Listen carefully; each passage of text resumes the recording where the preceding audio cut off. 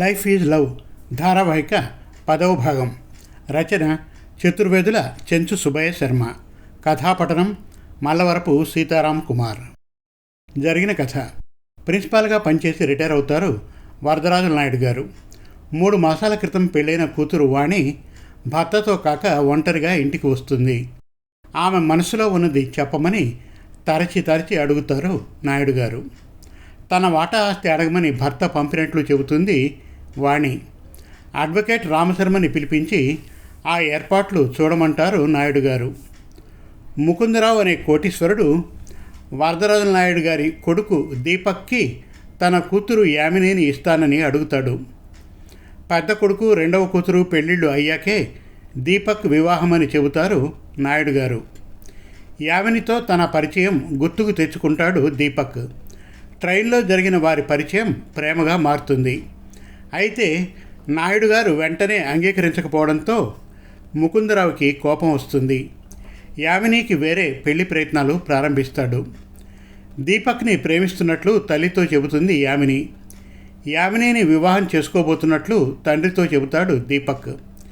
చిన్ననాటి స్నేహితుడు జగన్నాథ్ని కలుస్తారు నాయుడు గారు. కొడుకు కోసం ముకుందరావును కలవడానికి నిశ్చయించుకుంటారు. ఇంటికి వచ్చిన నాయుడు గారిని అవమానించి పంపుతాడు ముకుందరావు. నాయుడు గారి చిన్న కూతురు అమృత తన క్లాస్మేట్తో ప్రేమలో పడుతుంది. ప్రేమించిన అతన్నే చేసుకుంటానని తండ్రికి చెబుతుంది. వాణి భర్త నవీన్కి రోజ్ అనే యువతిని పరిచయం చేస్తాడు ఫణి. ఇక లైఫ్ ఈజ్ లవ్ ధారావాహిక 10వ భాగం వినండి. యామిని దీపక్లు నెక్లెస్ రోడ్ ప్రాంతంలో ఉన్న పార్క్లో ప్రవేశించారు. ఆ ప్రాంతం ఎంతో విశాలమైంది. రకరకాల చెట్లు పూల మొక్కలతో ఎంతో ప్రశాంతంగా ఉంటుంది. దంపతులు ప్రేమికులకు అది ఏకాంత స్థలం. అక్కడ ప్రవేశించిన వారు ఎవరి లోకంలో వారు ఉంటారు. ఒకరినొకరు పట్టించుకోరు. అక్కడికి వచ్చే వారంతా కాలాన్ని ఆనందంగా వారి ఇష్టానుసారంగా గడిపేటందుకే. ఏ జంటకు ఆ జంట, ఒకరితో వేరొకరికి నిమిత్తం లేదు. యామిని దీపక్లు ఓ మూల విశాలమైన చెట్టు కింద పచ్చికపై కూర్చొని ఉన్నారు. దీపు, చెప్పు యామిని, మన ప్రేమను గురించి నీ అభిప్రాయం? బ్రతికి ఉన్నంతకాలం కలిసే ఉందాం. చావాల్సి వస్తే ఇద్దరం కలిసే చస్తాం. కానీ ఏమిటి? కొందరు కళ్ళు, గుండె, కిడ్నీ సమస్యలతో బాధపడుతూ ఉంటారు. మనం పోయాక మన శరీర భాగాలు ఆ బాధితులకు ఉపయోగపడాలి. వాళ్ళ జీవితం ఆనందమయం కావాలి.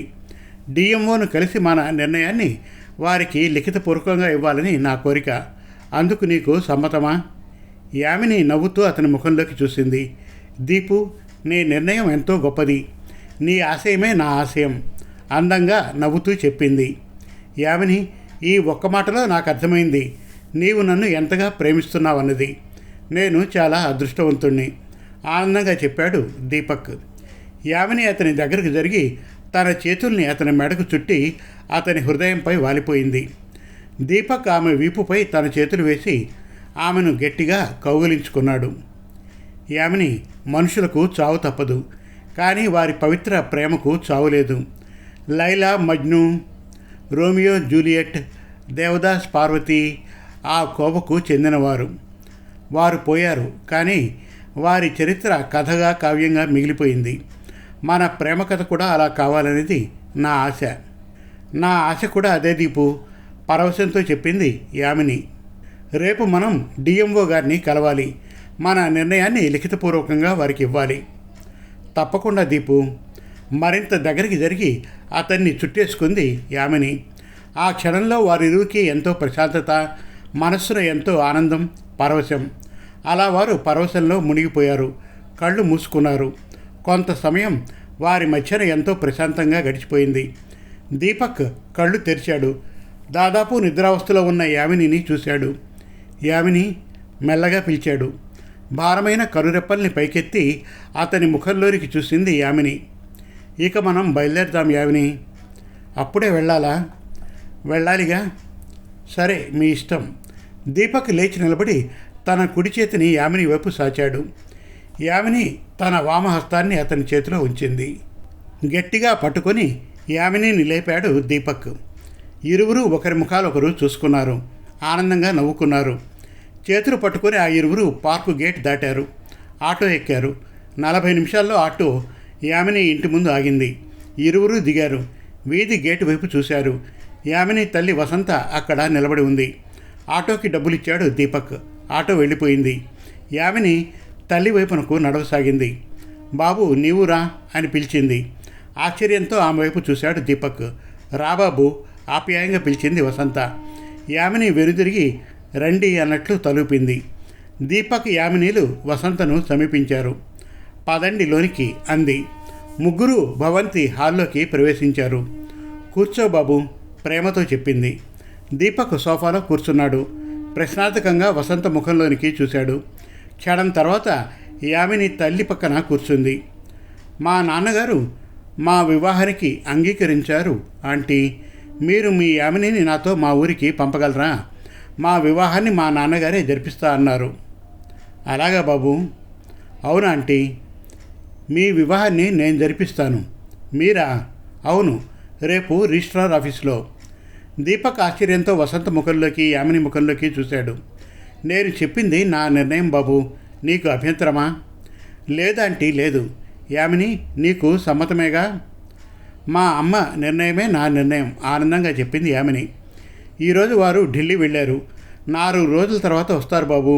నీవు దేనికి భయపడిన అవసరం లేదు. థ్యాంక్ యూ ఆంటీ, ఇక నేను వెళ్తాను. భోంచేసి వెళ్ళి బాబు.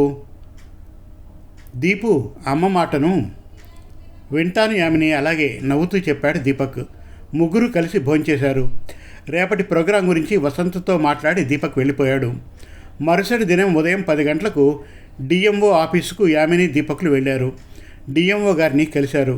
వారి నిర్ణయాన్ని తెలియజేశారు. ఇంత చిన్న వయసులో వారు తీసుకున్న నిర్ణయానికి డిఎంఓ గారు ఆశ్చర్యపోయారు. మీరు బాగా ఆలోచించే ఈ నిర్ణయానికి వచ్చారా అడిగారు. అవును సార్, ఏకకంఠంతో చెప్పారు దీపక్ యామినీలు. వారు ఇచ్చిన ఫారం పూర్తి చేసి వారికి అందించారు. అక్కడి నుంచి నేరుగా రిజిస్ట్రార్ ఆఫీస్కి వెళ్ళారు. యామిని తల్లి వసంత, ఆమె స్నేహితురాండ్రు ఇరువురు, దీపక్ స్నేహితులు ముగ్గురు రిజిస్ట్రార్ ఆఫీస్కి ప్లాన్ ప్రకారం వచ్చారు. దీపక్ యామినీలు ఉంగరాలు తొడుక్కొని దండలు మార్చుకొని రిజిస్టర్లో సంతకాలు చేశారు. ఆ విధంగా ఆ ప్రేమికుల వివాహం అతి సింపుల్గా యామిని తండ్రి ముకుందరావుకు ఇష్టం లేని కారణంగా జరిగింది. కూతురు అల్లుడితో వసంత ఇంటికి వెళ్ళిపోయింది. సాక్షులు వారి వారి నిలయాలకు వెళ్ళిపోయారు. ఇంట్లోకి అడుగుపెట్టగానే యామిని దీపక్లు వసంత పాదాలు తాకి నమస్కరించారు. ఆమె వారిని హృదయపూర్వకంగా దీవించింది. నూతన దంపతులు బిర్లా మందిర్కి వెళ్ళి జగత్ రక్షకుని దర్శించారు.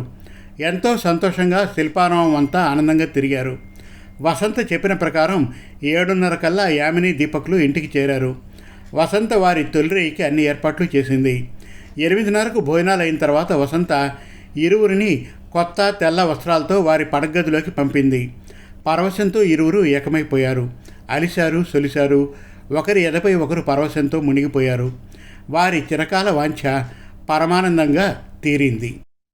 ఇంకా ఉంది. లైఫ్ ఈజ్ లవ్ ధారావాహిక 11వ భాగం త్వరలో. మరిన్ని చక్కటి కథల కోసం, కవితల కోసం, వెబ్ సిరీస్ కోసం మనతెలుగుకథలు.com విజిట్ చేయండి. Thank you.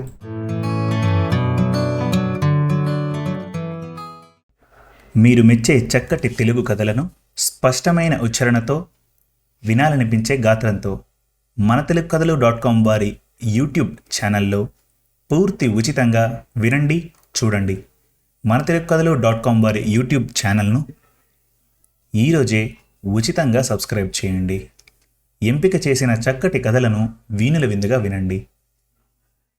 వందల కొద్దీ మంచి కథలను రచయితల వారీగా పొందుపరిచాము.